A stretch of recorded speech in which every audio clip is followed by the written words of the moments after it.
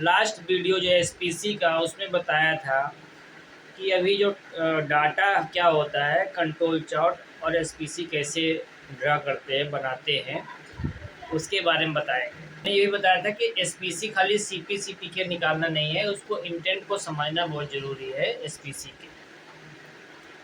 और जितनी भी ट्रेनिंग होती है या ट्रेनिंग आप 10,000 खर्च करते हैं, ट्रेनिंग जो जितने भी ट्रेनिंग देने वाले रहते हैं वो खुद भी नहीं पता होता है। हर आदमी जो है एमएससी और एसपीसी की ट्रेनिंग के नाम पे भागता है। क्यों भागता है? क्योंकि डीप किसी को पता ही नहीं, इसलिए एक्चुअल में इनका जो एक्चुअल यूज है कोई कर ही नहीं पाता है। उसी डाटा की बात करेंगे जो जितना एसपीसी के लिए ज़रूरत होती है। तो दो डाटा जैसे दो टाइप के होता है, एक होता है क्वालिटेटिव डाटा, दूसरा होता है क्वांटिटेटिव डाटा। उसके पहले जानते हैं डाटा क्या होता है। Data is a word we hear everywhere nowadays. In general data is a collection of facts, information and statistics, and this can be in various forms such as number, text, sound, image or any other formats. तो qualitative data में क्या आता है? जैसे कि हम बोलते हैं कि गोरा, काला, हाइट कम, हाइट ज़्यादा, बाल का कलर कैसा है, ये फल किस कलर का है। इस टाइप का जो डाटा होते हैं, जिनका जो आंसर होता है वो सब्जेक्टिव होता है, न्यूमेरिक नहीं होता है, वो सब डाटा क्वालिटेटिव डाटा आते हैं। क्वांटिटेटिव डाटा क्या होता है? जिसकी वैल्यू एक न्यूमेरिक फॉर्म में आती है वो कहलाता है क्वांटिटेटिव डाटा। जैसे कि किसी की हाइट, कोई डायमीटर, इस टाइप का डाटा। प्रोडक्ट कितना ओके हुआ, कितना नॉट ओके हुआ, तो ये क्वांटिटेटिव डाटा में आता है। अब क्वांटिटेटिव जो डाटा होता है उसमें क्या है कि इसी के लिए कंट्रोल चार्ट एसपीसी बनता है। तो हम इसके लिए समझते हैं कि किस कंट्रोल चार्ट का सिलेक्शन कैसे करें। तो जो क्वांटिटेटिव डाटा होता है वो दो टाइप का होता है। पहला क्या होता है? डिस्क्रीट होता है, दूसरा कंटिन्यूअस होता है। जो कंटिन्यूअस होता है उसमें सैंपल साइज के हिसाब से ग्राफ डिसाइड होता है। जैसे कि अगर सैंपल साइज 1 है तो एक्स एमआर चार्ट बनेगा। सैंपल साइज 2 से 9 के बीच में है तो x bar are bar chart बनेगा।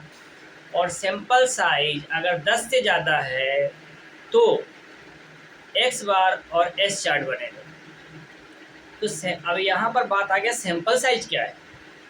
सैंपल साइज वो साइज है कि जैसे आप जब सब ग्रुप सेलेक्ट करते हैं तो उस सब ग्रुप में से जैसा कि अगर आपने डिसाइड किया कि आप 25 दिन तक डाटा लेंगे तो आज डाटा से लेकर के 25 दिन तक लेंगे, तो आज जितनी क्वांटिटी का आप चेक कर रहे हैं वो हो गया सब ग्रुप साइज। और जो आप आज से लेकर के 25 दिन तक डाटा ले रहे हैं वो हो गया सब ग्रुप। तो अगर हमने आज 5 लिया, कल भी 5 लिया, परसों भी 5 लिया, तो मतलब हमारा सब ग्रुप साइज 5 हो गया। तो मतलब x bar are bar chart हमको कंट्रोल चार्ट इसमें पिक करना पड़ेगा। वहीं पर अगर हमने आज एक ही डाटा लिया, कल भी एक ही डाटा लिया, इस टाइप का हम डाटा बना रहे हैं तो उस टाइम पे हमें एक्स एमआर चार्ट लेना पड़ेगा। और अगर हम आज ही 11 डाटा, 15 डाटा, 20 डाटा ले रहे हैं तो उस टाइम पे हमें एक्स बार एस चार्ट बनाना पड़ेगा। ये हो गया कंटिन्यूअस डाटा के लिए।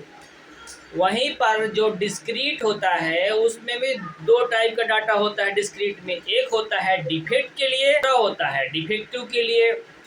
तो हम यहाँ समझ लेते हैं डिफेक्ट क्या होता है और डिफेक्टिव क्या होता है। तो डिफेक्ट क्या होता है? अगर आप उस प्रोडक्ट में देखते हैं कि जैसे कोई टीवी का स्क्रीन हो गया, तो टीवी की स्क्रीन में क्या क्या प्रॉब्लम है, अगर सारे डिफेक्ट को आप कंसीडर कर लेंगे, जैसे कि एक हो सकता है एक यूनिट में 10 डिफेक्ट हो, जैसे एक गाड़ी एक यूनिट हो गई, पर उसमें हो सकता है मल्टीपल डिफेक्ट हो, 5 डिफेक्ट हो, 20 डिफेक्ट हो। तो जो डिफेक्ट है तो एक कैरेक्टरिस्टिक्स है जो कि एक कैरेक्टरिस्टिक्स है जो कि किसी प्रोडक्ट के अंदर ही होती है। और डिफेक्टिव क्या कहलाता है? डिफेक्टिव एक क्वांटिटी रहेगी। जैसे कि अगर गाड़ी है तो उसमें भले 20 डिफेक्ट है, पर वो अगर हम जो देखेंगे तो डिफेक्टिव क्वांटिटी में एक ही है, पर डिफेक्ट कितना हो गया? 20 हो गया। उसी गाड़ी में डिफेक्ट 20 हो गया, पर डिफेक्टिव जो हो गया तो कितना हो गया? 1 हो गया। तो यहाँ पर जब हमें डिफेक्ट की स्टडी करनी रहती है तो हम क्या करते हैं कि सी चार्ट और यू चार्ट का यूज करते हैं। वहीं पर अगर हमें डिफेक्टिव की स्टडी करनी रहेगी तो पी चार्ट और एन चार्ट का यूज करते हैं। अब यहाँ पर अगर सैंपल साइज कांस्टेंट है तो सी चार्ट और एनपी चार्ट का यूज करेंगे, और सैंपल साइज अगर वेरी हो रहा है तो यू चार्ट और पी चार्ट का यूज करेंगे। और जनरली लोग यूज करते ही हैं, समझ नहीं पाते कि वो क्या है। तो सैंपल साइज कांस्टेंट और वेरिएबल का मतलब क्या हुआ? सैंपल साइज कांस्टेंट का मतलब हुआ कि अगर आपको जो चेक शीट बनी हुई है तो चेक शीट में एक फ्रिक्वेंसी डिसाइड होगी। अगर आप उसी फ्रिक्वेंसी के हिसाब से एग्जैक्ट चेक करते हैं, उससे न कम ना उससे ज़्यादा, तो मतलब आप सैंपल साइज जो है तो आपका कांस्टेंट हुआ। जब सैंपल साइज कांस्टेंट हुआ तो अगर आप डिफेक्ट मॉनिटर करना चाहते हैं तो आप कौन सा चार्ट लेंगे? सी चार्ट लेंगे। डिफेक्टिव क्वांटिटी मॉनिटर करना चाहते हैं तो आप कौन सा चार्ट लेंगे? एनपी चार्ट लेंगे। वहीं पर अगर आप जो है तो जो आपके चेक शीट दी हुई है फ्रिक्वेंसी, तो आप कभी कभी प्रोडक्ट जो बन रहा होता है उसके वेरिएशन पर भी जो फ्रिक्वेंसी दी हुई होती है उससे आदमी ज़्यादा भी चेक कर लेता है। कभी 5 क्वांटिटी ज़्यादा चेक कर लेता है, कभी 8 क्वांटिटी ज़्यादा चेक कर लेता है।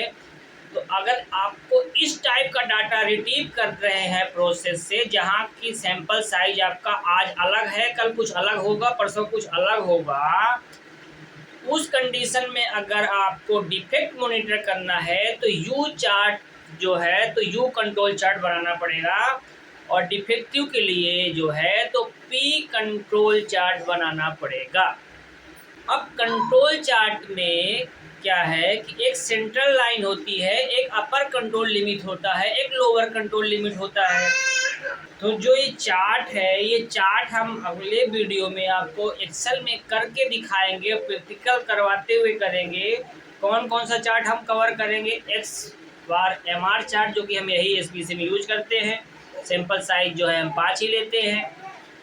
और आपका C chart, U chart, P chart और एनपी चार्ट, इसको डायरेक्ट प्रैक्टिकल एक्सेल में करवाएंगे ताकि आपको एग्जैक्ट इसका इंटेंट पता चले और आप अपने प्रोसेस में इसको यूज कर पाएँ। थोड़ा सा इन्फॉर्मेशन इसमें दे देते हैं कि जैसे कि अगर आपने, जैसे कि मैंने बताया कि आप एसपीसी एंड पीपैप मैनुअल जो है तो 25 सब ग्रुप साइज मिनिमम चाहिए और 100 पार्ट मिनिमम चाहिए।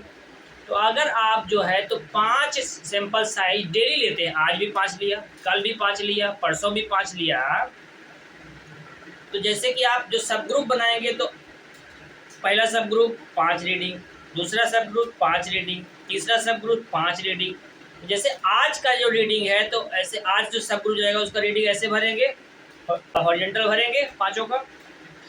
तो आज आपने 5 रीडिंग लिया, पाँचों का एवरेज निकाल लीजिए, पाँचों का आज का मीन क्या है। तो जैसे कि आप आज जो पाँचों का मीन निकालेंगे, अगर वो x1 होगा तो जो नेक्स्ट डे रहेगा उस पाँचों को जब मीन निकालेंगे तो x2 रहेगा। ऐसे आप 25 दिन तक निकालेंगे तो ऐसे x1 से लेकर के x5 x25 तक मीन आ जाएगा। अब आज से लेकर के 25 दिन तक आपने जितना भी मेजरमेंट लिए हैं उन सब का मीन निकाल देंगे। तो मतलब वो आप जितने ये प्रोसेस में 25 दिन मॉनिटर किए उस 25 दिन का मीन आ गया, जिसको x डबल बार बोलेंगे। अब यहाँ पर क्या करना है कि अभी आपको सिग्मा निकालना है, सबसे इम्पोर्टेंट चीज़ है। तो सिग्मा निकालने के लिए अगर आप CP के निकाल रहे हैं तो डायरेक्ट सिग्मा निकालने के लिए R बार वाई D2 कर देंगे तो सिग्मा निकल आएगा।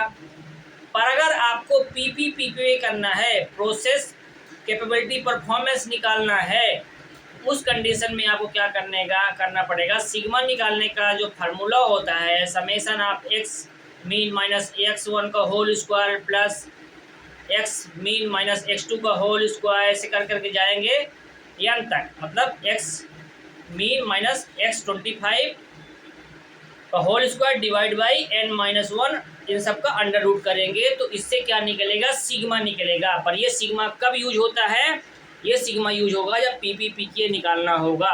बाकी आपको सिग्मा निकालने के लिए क्या है, R बार बाई D2, इसमें किसके लिए, CP के लिए। या फिर आप एक्सेल में डायरेक्ट वो इक्वल टू करके स्क्वायर रूट करके वो पूरा डाटा सेलेक्ट करेंगे तो अपने आप भी सिग्मा आ जाएगा।